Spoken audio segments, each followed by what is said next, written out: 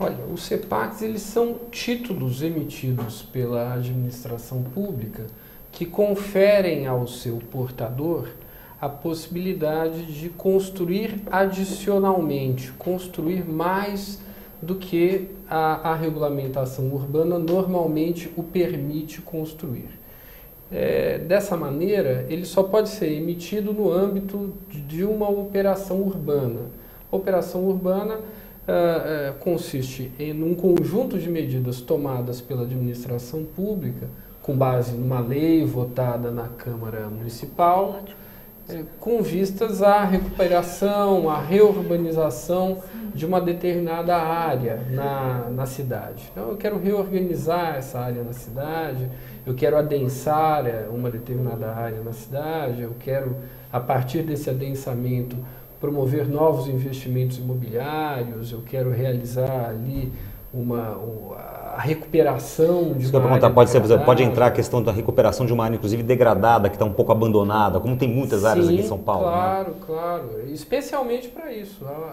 A operação urbana é voltada especialmente para um melhor aproveitamento de uma determinada área na metrópole. Para você financiar a obra de um VLT ou a obra de um metrô por meio da emissão de CEPAC, a própria operação urbana já deve prever a utilização desses recursos para a realização daquela obra de infraestrutura.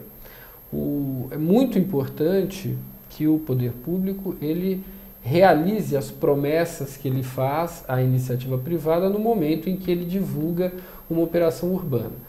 Na verdade, você, como construtor, como empreendedor imobiliário, vai se interessar por aquele título e vai se interessar por edificar naquela região, na medida em que o poder público cumpra as promessas que fez. Porque senão o seu prédio vai ficar num lugar que não tem uma avenida, num lugar que não tem um parque, num lugar que não tem um metrô, como no Essa leitura sua é interessante, né? Porque ao longo do tempo assim que a gente tem conversado, houveram muitas críticas, inclusive, à questão dos CEPACs, porque parecia ser algo que beneficiava mais as construtoras, né? Que poderiam, com isso, construir mais, enquanto que o dinheiro vindo desses CEPACs vai servir para largar a avenida ou para reformar alguma coisa dentro do bairro.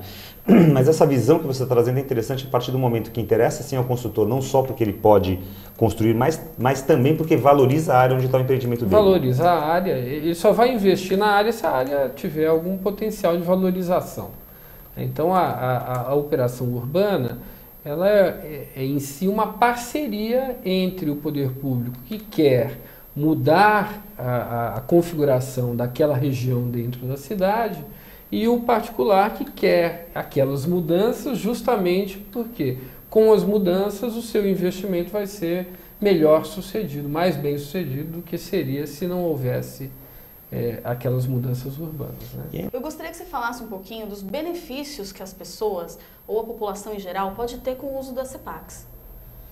Então, como ela é um título que gera um recurso para a administração pública, a administração pública ela pode fazer vários investimentos sociais no âmbito da operação urbana. A experiência que temos em São Paulo é de centralização disso mais nas obras viárias, mas efetivamente, uma vez que a lei e o regulamento da operação urbana permitam, eu posso fazer diferentes investimentos sociais naquela região.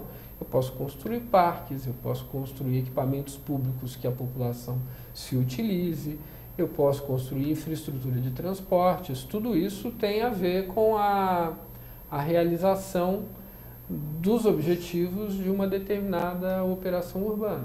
Né? Eu posso construir um museu, eu posso construir um centro de exposições, eu posso promover uma reorganização daquela parte da metrópole em função do interesse da coletividade. Então, tudo, na verdade, quando se fala de uma operação urbana, tudo que ocorre na operação urbana tem que ser de interesse do povo e para benefício da população.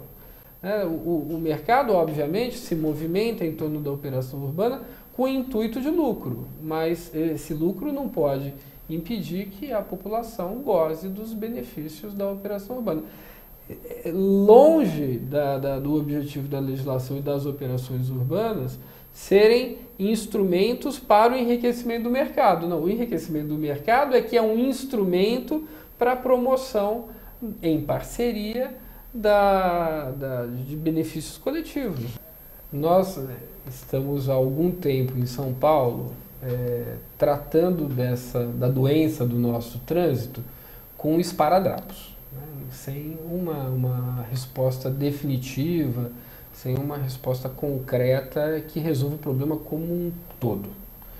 Agora, é um remédio.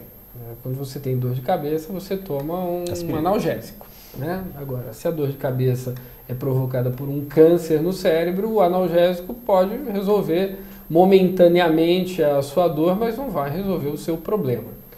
E neste caso aí, nós temos uma medida que é paliativa. Só que um paliativo em São Paulo hoje é absolutamente essencial, porque se vocês imaginarem que os caminhões voltassem ao trânsito da cidade nesses horários... Se já está ruim, como é que ficaria se voltasse, né?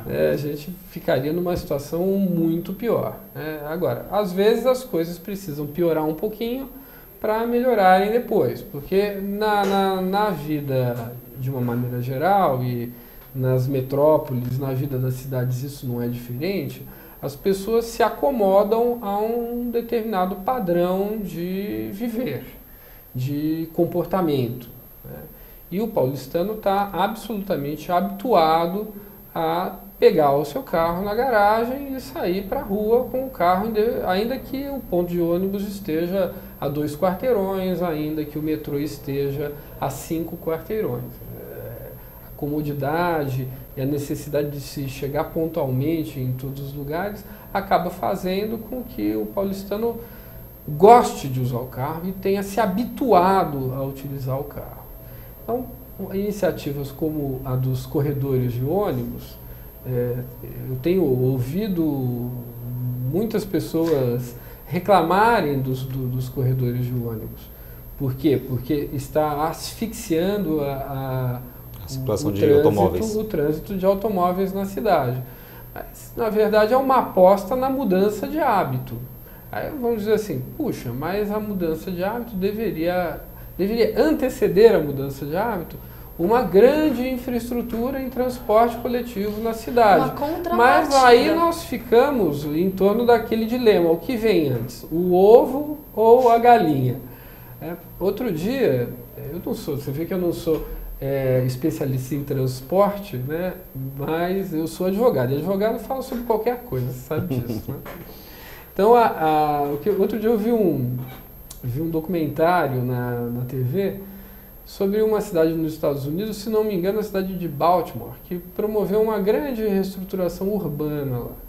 E eles tomaram medidas que chocariam qualquer paulistano. Por exemplo, na região central da cidade, em que eles promoviam uma operação urbana, né?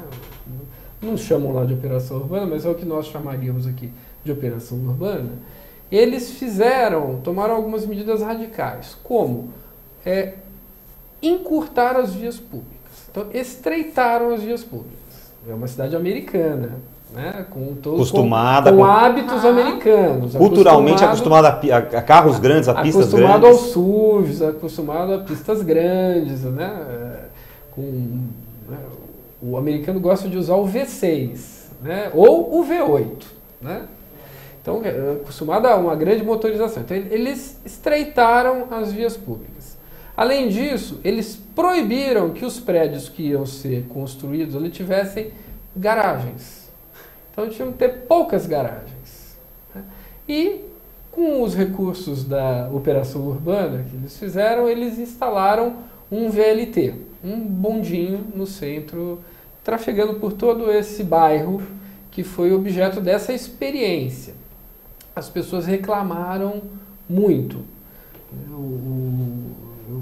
Eu vi entrevistas dos gerentes dessa operação dizendo que eles eram insultados no meio da rua. Que as pessoas falavam, olha, você vai acabar, o meu imóvel não vai valer nada.